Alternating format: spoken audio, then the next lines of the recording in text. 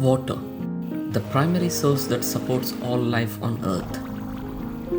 94% of Earth's species are aquatic in nature, and without water, life will cease to exist on our planet.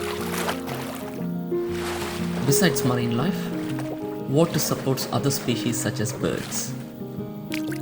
Although water is vital for all birds, some specific group of birds call it home, and some use it just for fun. This short film tells the story of bird life that circle around water on a daily basis.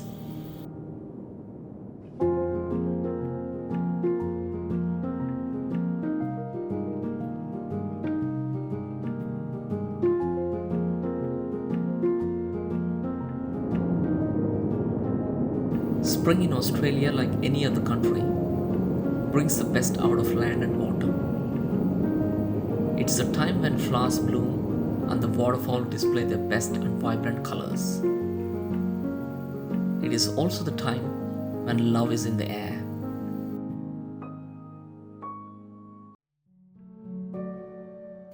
A perfect opportunity to raise the young. Just like this family of dusky moorhens. They are a medium-sized bird found in Australia, Indonesia, and Papua New Guinea. Like any other waterfowl, they inhabit wetlands, swamps, and rivers. During the breeding season, moorhens form breeding groups to defend territory and raise the young. The first official act during the season is to build a nest as a team. The nest is usually built on shallow water on a small floating platform among the reeds to keep it hidden.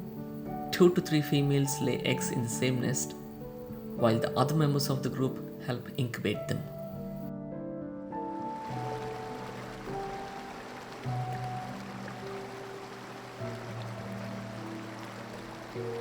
Similar to the moorhens, Australian grebes also build a floating nest using green aquatic vegetation into which the eggs are laid.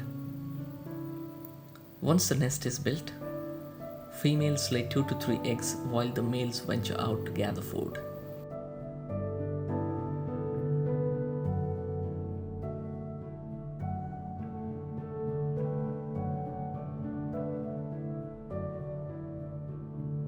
Although shorebirds, the American oyster catchers, on the contrary, build their nest on land close to the beach. These chicks stay close to parents and feed on insects and small reptiles until they are confident to get into the water.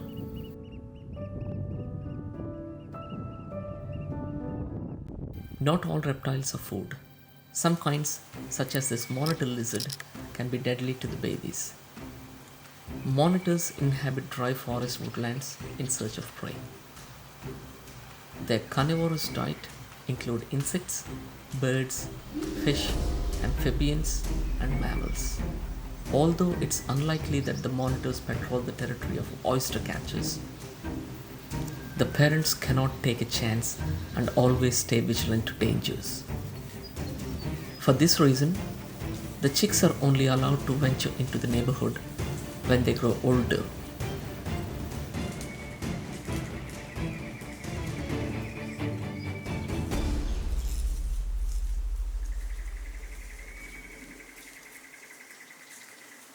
During courtship, both parents do not travel too far from the nest.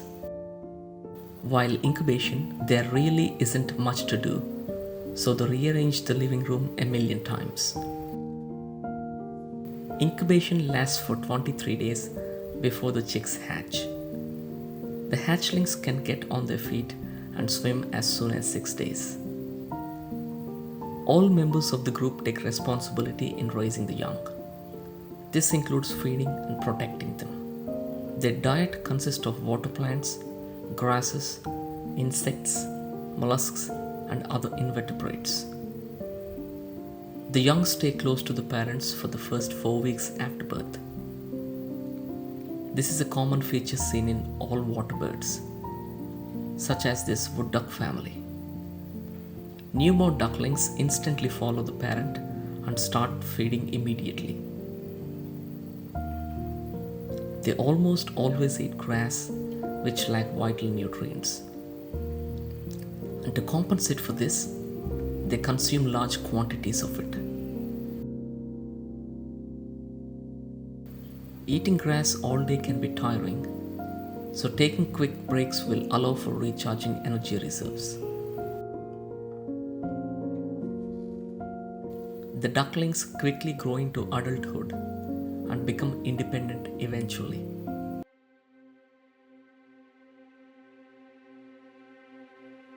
The dusky moorhen chicks, on the other hand, require more parenting and protection. After all, newborn babies are vulnerable to aerial predators such as this Brahminy kite. Hence, the babies are always hidden under the bush or in a corner for extra protection. Unlike the Australian wood ducks, moorhen chicks constantly depend on the group for food.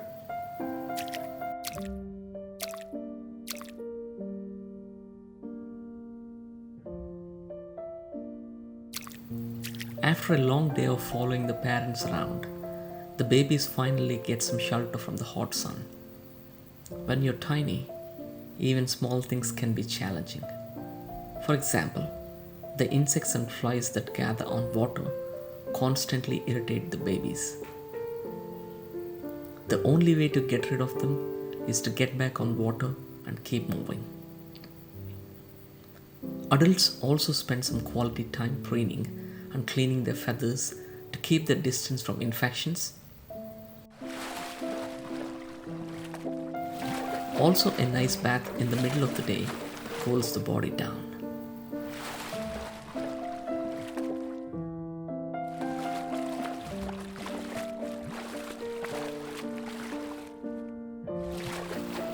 Same goes for the neighbors, such as this grebe.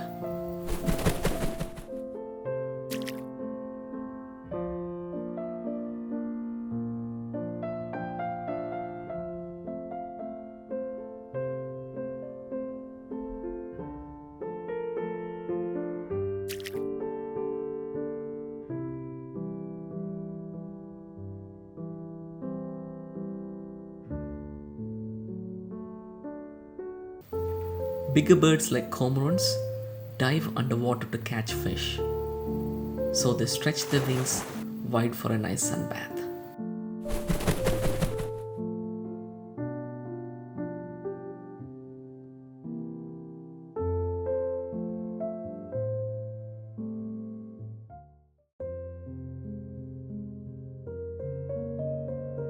There are other residents such as kingfishers that inhabit water bodies.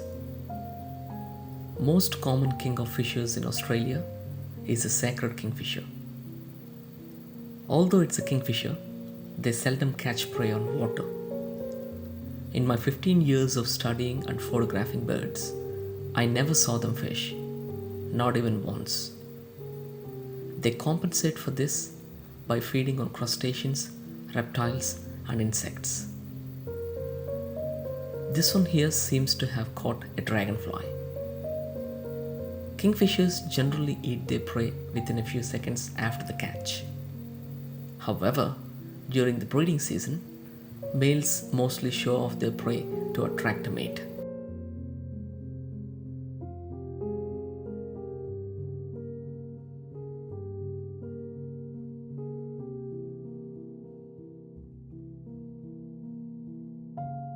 Other members of the family that exhibit similar behavior are the laughing kookaburras, the biggest of all kingfishers in Australia. They survive on eating reptiles, insects, and large worms. This one here is trying to dig out earthworms from the ground. All life on this planet is connected to water bodies, directly or indirectly. In my next film, I will showcase the wetlands of Australian tropics from the far north and the wildlife that inhabit them. So stay tuned for another exciting and adventurous episode. Until then, take care.